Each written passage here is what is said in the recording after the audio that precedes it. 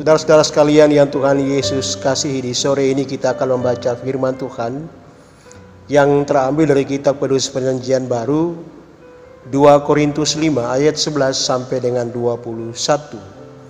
2 Korintus 5 ayat 11 sampai yang ke-21. Mendahulunya mari kita berdoa untuk pembacaan firman Tuhan. Bapa yang rahmani dalam Kristus Yesus Tuhan dan penyelamat kehidupan kami, di sore hari ini dalam kabar keselamatan yang Tuhan anugerahkan bagi kami, dengan sebuah ketulusan hati Tuhan, kami akan membaca kabar keselamatan ini menjadi bagian tuntunan dalam seluruh perjalanan kehidupan kami yang akan kami proses selama 1 usbu ke depan, tapi juga perjalanan kami selama sebulan ke depan di bulan yang ke-7 ini. Di dalam tuntunan kuasa Roh Kudus itulah kami percaya Tuhan akan mengartikan firman ini bagi kami, akan menjadi suluh dan terang bagi seluruh perjalanan kehidupan kami. Dan karena itu kami mohon Engkau berfirman kepada kami Tuhan, dan kami siap untuk mendengarkannya. Di dalam nama Yesus firman yang hidup kami berdoa. Amin. 2 Korintus 5 ayat 11 sampai 21 yang begini bunyinya. Pelayanan untuk pendamaian. Kami tahu apa artinya takut akan Tuhan. Karena itu kami berusaha meyakinkan orang. Bagi Allah hati kami nyata dengan terang, dan harap hati kami nyata juga demikian bagi pertimbangan kamu.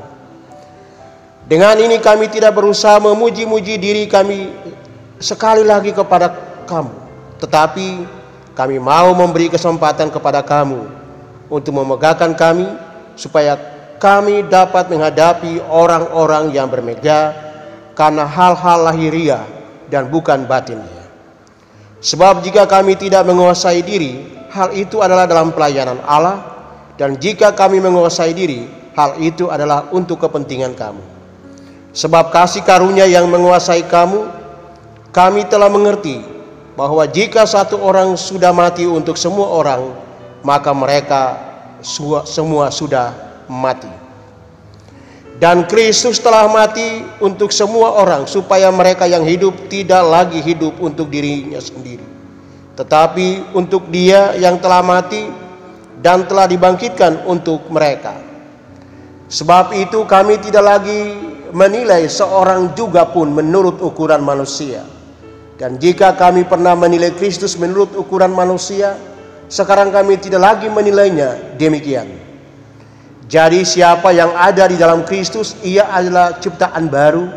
Yang lama sudah berlalu, sesungguhnya yang baru sudah datang. Dan semuanya ini dari Allah, yang dengan perantaran Kristus telah mendamaikan kita dengan dirinya, dan yang telah mempercayakan pelayanan pendamaian itu kepada kami.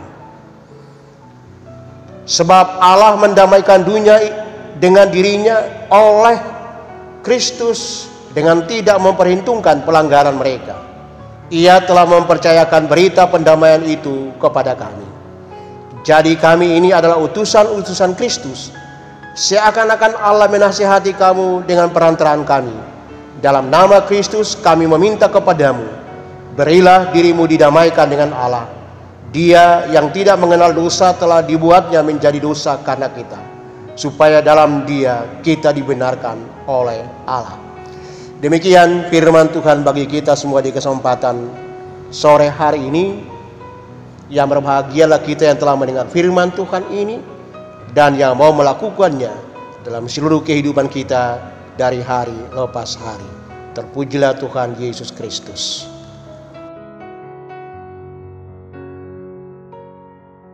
Saudara-saudara sekalian, selamat sore, shalom. Kita percaya dalam Kristus Yesus, Tuhan penyelamat kehidupan kami, yang oleh kasih karunia-Nya telah menyelamatkan kehidupan ini. Ketong semua di sore hari ini hidup dalam damai dan sukacita di dalam kemenangan Tuhan yang telah anugerahkan for ketong semua. Kita percaya juga bahwa Tuhan yang telah mati untuk kita memberikan sebuah kehidupan yang baru, kehidupan yang menjurus kepada hidup kebersamaan dan yang tidak pernah mementingkan diri sendiri di dalam kasih-Nya. Seperti kematian Yesus juga mati untuk semua orang, bukan mati untuk seseorang atau mati hanya untuk orang-orang tertentu, tapi secara universal Yesus telah menyelamatkan kita dan seluruh ciptaannya. Situasi dan kondisi yang sekarang ketong alami saudara sekalian, pandemi COVID-19 yang secara global melanda dunia ini, melanda Indonesia, melanda ketong di Maluku, ketong di kota Ambon, dan sangat berdampak langsung ya bagi kehidupan warga gereja, warga masyarakat. Ya.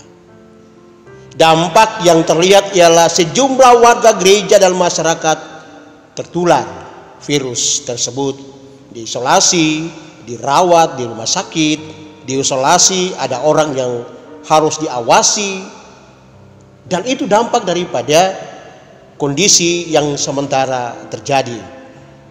Dampak kesehatan itu saudara juga ada juga dampak sosial yang muncul, dampak ekonomi, politik. Semua orang sekarang ini kehilangan lapangan pekerjaan, terputus sudah apa yang menjadi kehidupan mereka. Dan untuk itu memang mereka sangat membutuhkan dukungan dari semua pihak. Ya, saudara-saudara, ini sekarang lagi mengalir berbagai bantuan. Ya, bantuan itu dari pihak pemerintah atau lembaga-lembaga sosial, lembaga-lembaga keagamaan, tapi juga gereja ini paling tidak umat dan masyarakat ini bisa mempertahankan kehidupannya dianugerahkan dari Tuhan. Saudara-saudara, memang situasi hidup yang demikian ini sebagai orang-orang percaya atau selaku warga gereja yang bertanggung jawab dengan gereja sebagai tubuh Kristus, kita harus melakukan sesuatu yang sangat terindah bagi kehidupan mereka. Di pagi tadi saudara-saudara ketemu boleh merayakan perjamuan kudus ya, di awal bulan Juli ini, bahwa memang perjamuan kudus yang kita rayakan itu mengingatkan kita tentang peristiwa besar yang terjadi, kematian Kristus dan kebangkitan Kristus oleh Allah sebagai sebuah skenario besar ya, yang harus dilakukan mau dan tidak mau, suka dan tidak suka. Yesus harus menerima tanggung jawab itu, dan itu kenyataan kemuliaan Allah dalam diri Kristus sebagai sebuah keselamatan yang diberikan bagi umat dan seluruh ciptaannya, termasuk saudara dan saya. Dan itu berarti bahwa perjamuan kudus yang dimaksud yang kita duduk bersama, makan bersama, hidangan bersama-sama bersama dengan Tuhan, dan oleh roti dan anggur yang adalah lambang dari tubuh dan darah Kristus dikorbankan sebagai wujud nyata itu memberikan sebuah keselamatan dan pengampunan yang tidak bisa ditawar-tawar ya, yang tidak bisa ditawar-tawar lagi sebenarnya.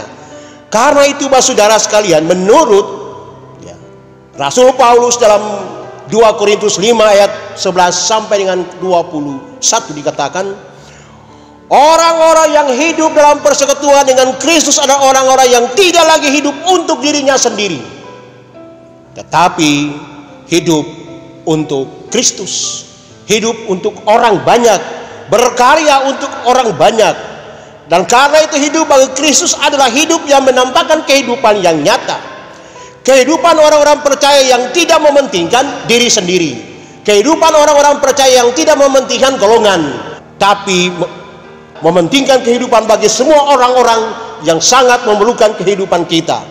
Saudara-saudara yang Tuhan Yesus kasihi, Kristus yang telah mati dan bangkit untuk kita itu memberikan jembatan salib bagi kita, memberikan jembatan penyeberangan bagi kita dengan Allah, bagi kita dengan sesama tanpa pandang bulu, yaitu hidup yang saling menghidupkan satu dengan yang lain.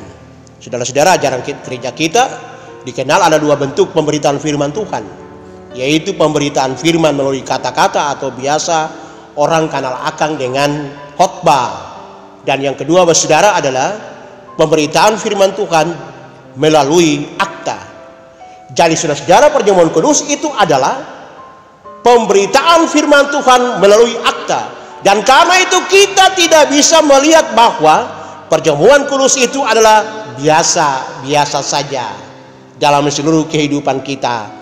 Atau karena itu sebuah liturgis yang harus kita lakukan dan kita berproses bersama dalam seluruh proses yang terjadi dalam perjamuan kudus itu. Tetapi kita bilang saudara bahwa perjamuan kudus itu adalah sebuah kehidupan, sebuah proses yang terjadi sebagai wujud tanggung jawab kita, sebagai wujud tanggung jawab kita yang nyata dalam seluruh perjalanan kehidupan kita. Kita mengikuti perjamuan kudus adalah bagian sebuah kekuatan yang mengingatkan kita bahwa kematian dan kebangkitan Kristus memberikan harapan baru untuk kita berkarya di tengah-tengah seluruh proses kehidupan kita. Saudara-saudara, di hari ini, di pagi tadi ketemu punya anak-anak terkasih yang beberapa minggu bertahapan-tahapan kemarin mereka telah disirikan menjadi anggota sidi Gereja Presbyterian Maluku. Catatan penting bagi orang-orang yang sudah sidi adalah, apalagi orang-orang sidi perdana. Dan karena itu kalau kita ikut perjamuan kudus, ada sebuah tanggung jawab yang ditindaklanjuti setiap saat. Bukan ketika kita ada bersama diberikan kesempatan untuk merayakan perjamuan kudus, setelah itu kita lupa semua tanggung jawab yang Tuhan anugerahkan bagi kita. Dan karena itu kita bilang pada saudara bahwa perjamuan kudus itu ada beberapa hal yang penting. Yang pertama, mengucap syukur atas penyelamatan dan kasih karunia Allah yang menyelamatkan manusia dan alam semesta atas kuasa dosa dan maut. Yang kedua, mengenal peristiwa kematian dan kebangkitan Yesus Tuhan yang melakukan penyelamatan secara universal untuk menjembatani kehidupan hubungan cinta kasih kita antara Allah dengan manusia.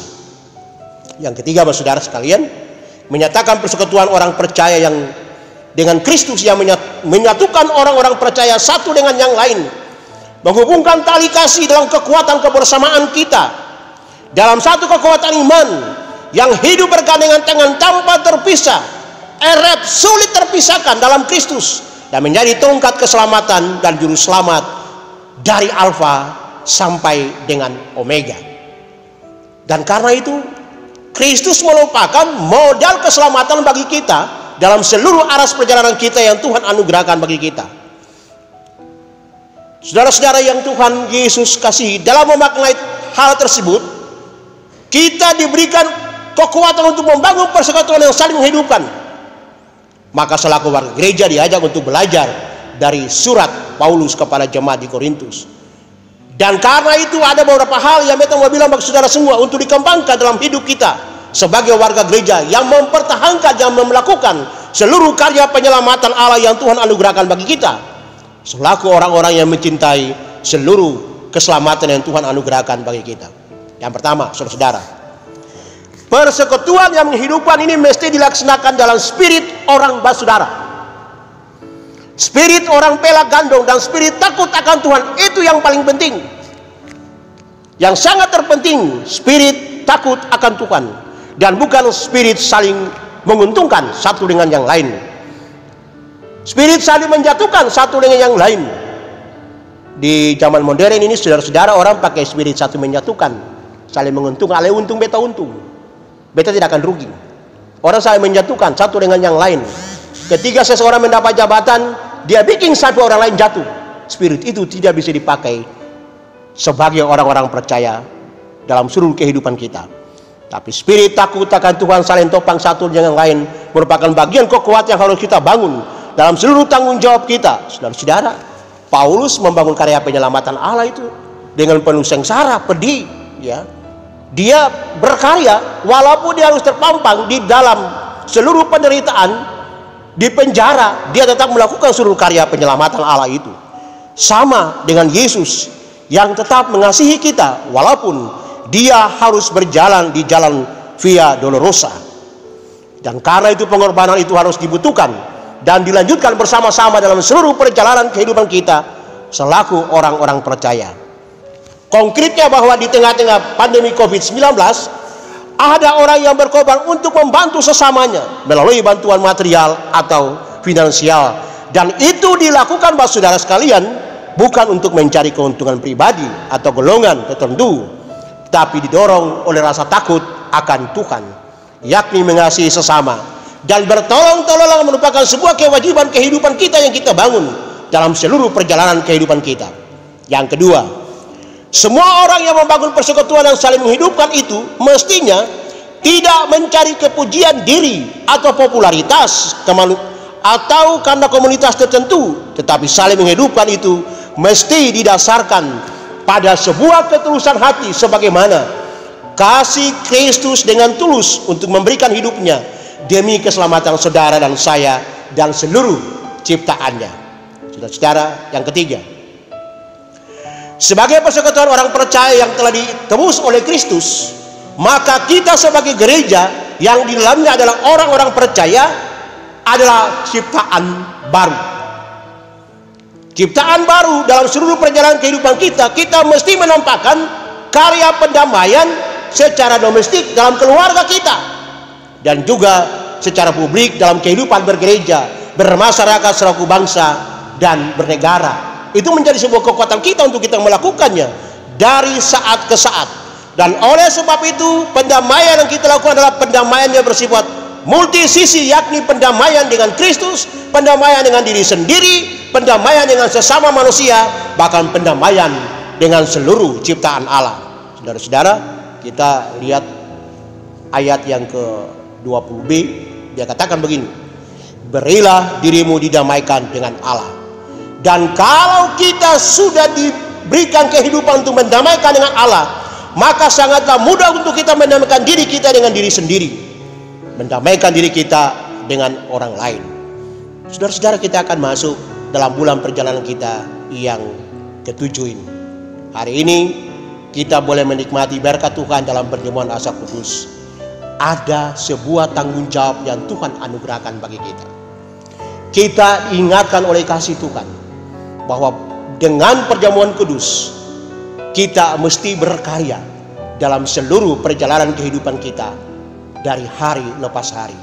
Selaku orang-orang percaya yang Tuhan anugerahkan sukacita, berkat dan kasih karunia, bahkan talenta-talenta yang kita miliki, jangan kita simpan semua itu dalam diri kita, tapi kita berkarya membangun itu semua yang Tuhan anugerahkan bagi kita, bagi orang-orang yang sangat membutuhkan dalam seluruh perjalanan kehidupan kita. Kita percaya dalam Kristus Yesus, perjalanan kita memasuki bulan yang baru, usbu yang baru.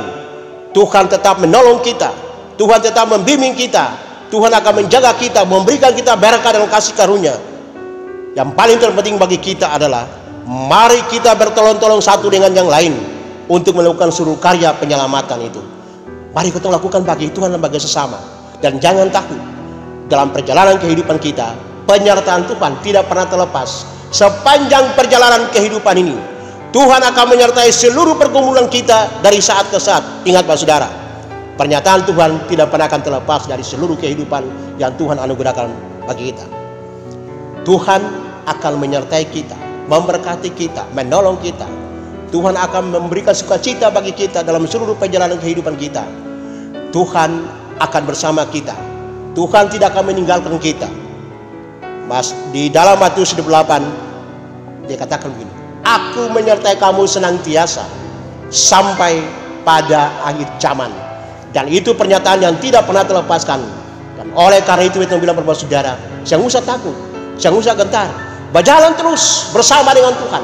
Bersama dengan Tuhan, sukacita yang kita miliki, walaupun kita harus bertempur di berbagai tantangan kehidupan bagi kita, tapi iman kita bertumbuh dan kita menyadari bahwa hanya Allah Bapa di surga sajalah yang tetap memberikan sukacita itu dalam seluruh perjalanan kita, pribadi, rumah tangga kita, tugas dan pekerjaan kita, kebersamaan kita dengan semua orang, termasuk ciptaan Allah yang lain.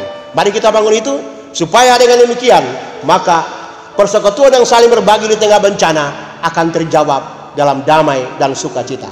Tuhan menyertai dan memberkati kita untuk memasuki baru tapi untuk perjalanan kita di bulan yang ke-7 ini.